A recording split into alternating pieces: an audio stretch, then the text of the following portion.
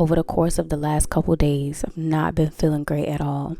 And I'm wondering if you guys can relate. And I'm like, it has to be cosmic. I'm not doing any drinking, any smoking, any excessive physical activities. This just has to be cosmically related because there's no way I'm just not sleeping. I was feeling horrible. I was drained. I had no energy. A few times a day, I am emotionally releasing. Those moments of grieving, guys, are still coming up. Every single time, it feels like a dose of something that I was still holding on to. It feels like the unclenching and releasing of something that I was still holding on to. There comes a time in a person's life where they have to release and we have to go within. And over the course of the winter, like we've been speaking about here on the channel, it has been this period of just releasing, letting go, cord cutting, shattering, shifting of habits, patterns, family members, friends, relationships, jobs. We have been in the thick of it and we are energetically thin. We were ran energetically thin spiritually.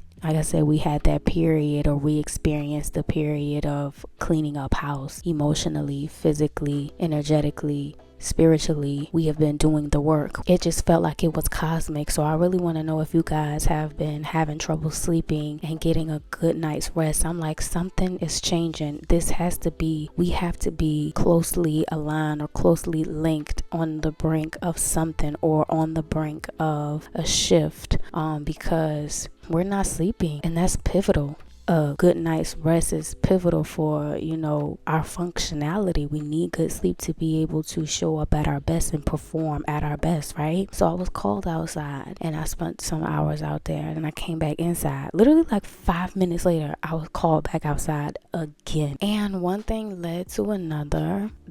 Were some amazing discoveries. I talked for over an hour just about how upset I was, and everything was valid. How upset I was. I talked about how disgusted I was. I talked about how regretful I felt. I talked crap. Normally what I would put like in a journal and not burn. I'm like, that's just too much to write. Let me get it out. And I spent over an hour just going off about how pissed off I was, how upset I was, how angry I was, how dissatisfied and disgusted I was, and everything was valid. And I bawled my little eyes out, and my spirit like literally came through and was like, you're the light. You're the one. You've done the work. You're on the right path. You know what you're doing. You know what you want. You've always known what you've wanted. We've always been right here. We're always gonna be here. Like, spirit came through.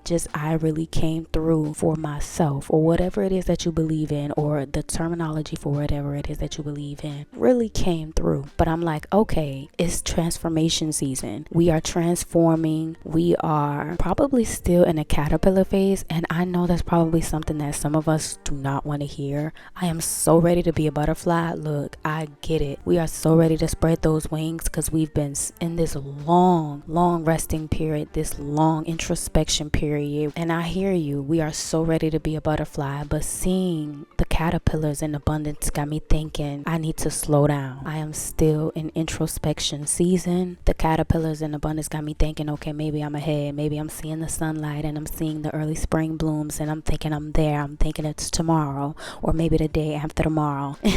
And then I'm bawling my eyes out. It's not as cataclysmic or as catastrophic like when the introspection first began, but it's still like, it's like a light dusting, basically, for lack of a better term. It's still a light dusting. It's like, okay, not there yet, but getting there, slowly making progress, day by day, bit by bit, and that's okay. I started speaking highly on myself. I just couldn't help it. You be amazed to know how much you know about yourself when you get to know yourself. It's almost scary. It's almost like you're two people, but you're one and the same. You're probably really good at manifesting things because if you just speak about it or you think about it and it comes to fruition, I think that's just a gift. That's probably like a sign or a signal to like, hey, your tongue has power, your intentions have power, your thoughts have power. Use that as a guiding force or a guidance system in terms of setting intentions for the betterment of your life and work with that. But I end up coming across a woman, and this woman is like the embodiment, literal embodiment of the woman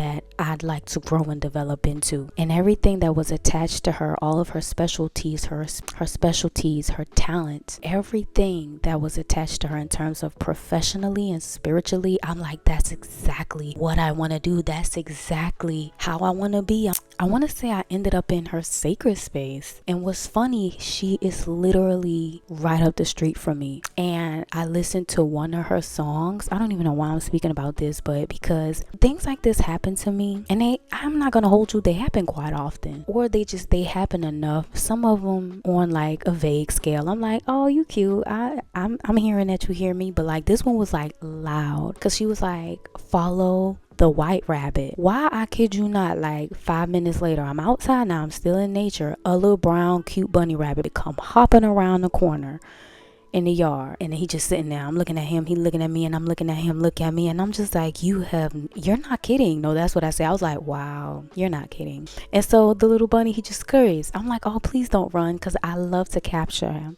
Because I've only seen a bunny once before, and this was like on a cold and rainy night when I was outside and I first started the channel. So to see that little bunny hop around the corner, I'm just like, oh my gosh, please let me take a picture of you. So he scurries back around, and I'm like, oh. Then he comes back. He hop a little cute behind. I don't know, apparently he's a he. Okay, but he hopped his little butt back around the corner of the yard, and he sits there and he looks at me, and I'm looking at him, look at me.